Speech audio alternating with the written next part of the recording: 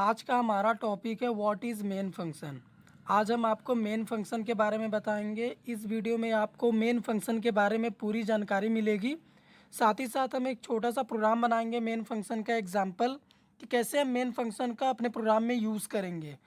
तो सबसे पहले मेन फंक्शन के बारे में जानते हैं। तो फर्स्ट पॉइंट में हमने लिखा है main is a user defined function. ये बहुत इंपॉर्टेंट लाइन है। मेन एक यूज़र डिफाइंड फंक्शन है। बहुत जन सोचते हैं कि मेन एक प्री डिफाइंड फंक्शन है, लेकिन नहीं, मेन यूज़र डिफाइंड फंक्शन है। क्यों यूज़र डिफाइंड फंक्शन है? क्योंकि because user is responsible to define the logic inside the main function. क्योंकि यूज़र की रिस्पॉन्सिबिलिटी होती है, यूज़र रिस्पॉन्सिबल होता है मेन फंक्शन के अंदर अपने कोड को लिखने के लिए। अगर हम कोई भी प्रोग्राम बनाते हैं, add two number, odd even, prime number, palindrome number, तो हम मेन फंक्शन के अंदर प्रोग्राम खुद लिखते हैं।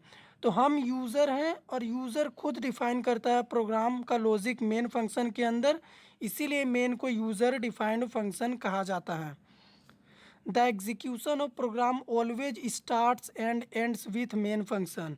प्रोग्राम का एग्जीक्यूशन मेन फंक्शन से स्टार्ट होता है और मेन फंक्शन में ही ख़त्म होता है। ये भी बहुत इंपॉर्टेंट पॉइंट है। इसी पॉइंट के ऊपर हम अपना प्रोग्राम बनाएंगे। छोटा सा एग्जांपल जो हमने कहा, यही पॉइंट हमारा शो करेगा कि कैसे प्रोग्राम मेन से स्टार्ट हो रहा है और मेन पे ख़त्म हो रहा। थर्ड पॉइंट में हमने लिखा है each and every programme has at least one function which is main function.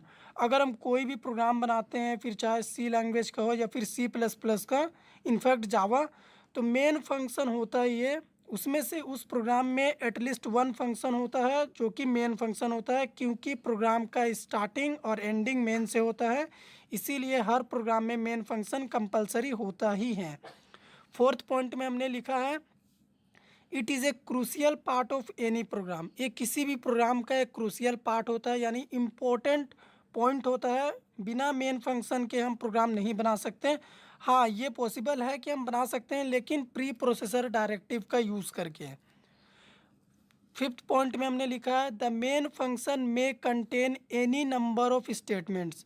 Main function n number of statements contain कर सकता है, यानी आप जितना भी बड़ा कोड लिखना चाहे मेन फंक्शन के अंदर आप लिख सकते हैं। तो ये था मेन फंक्शन के बारे में कि मेन फंक्शन क्या होता है, उसके फंक्शंस क्या है। अब हम आपको बताएंगे मेन फंक्शन का सिंटैक्स क्या होता है। हम आपको मेन फंक्शन का एक छोटा सा सिंटैक्स बताएंगे। इसी सिंटैक्स का यूज़ करके हम मेन फंक्शन को प्रोग्राम में लिखते हैं। तो सिंटैक्स में सबसे पहले रिटर्न टाइप होगा। इस रिटर्न टाइप का मतलब है या तो वॉइड या फिर इंट, आप कुछ भी रिटर्न टाइप दे सकते हैं। उसके बाद फंक्शन का नेम, तो फंक्शन का नेम है मेन। उसके बाद फंक्शन का जो सिंबल होता है पैरेंथेसिस, उस सिंबल का आपको लिखना है जो फंक्शन को शो करता है। तो अब क्या होगा, मेन फंक्शन की बॉडी होगी ओपन कार्ली ब्रेसेस और क्लोजिंग कार्ली ब्रेसेस। इसी बॉडी के इनसाइड यूज़र अपने कोड को लिखता है। यहाँ पे यूज़र अपना प्रोग्राम लिखेगा, इसीलिए मेन को हम यूज़र डिफाइन फंक्शन कहते हैं। तो ये सिंपल सा सिंटैक्स है मेन फंक्शन का। अब मेन फंक्शन का पर्पस क्या है?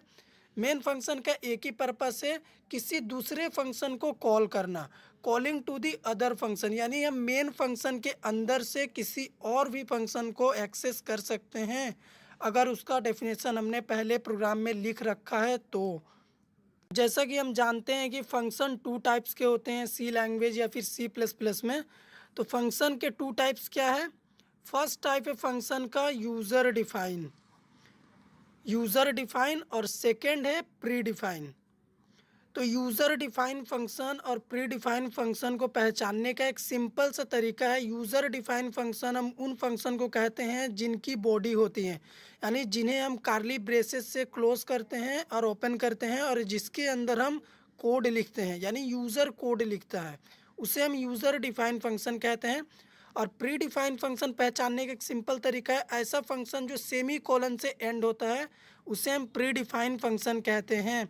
और इसमें यूज़र बस मैसेज को पास कर सकता है डबल कोट्स के अंदर, या फिर जो भी प्री डिफाइन प्रोग्रामिंग इसके अंदर लिखा गया इस फंक्शन को परफॉर्म कराने के लिए उसे कर सकता है।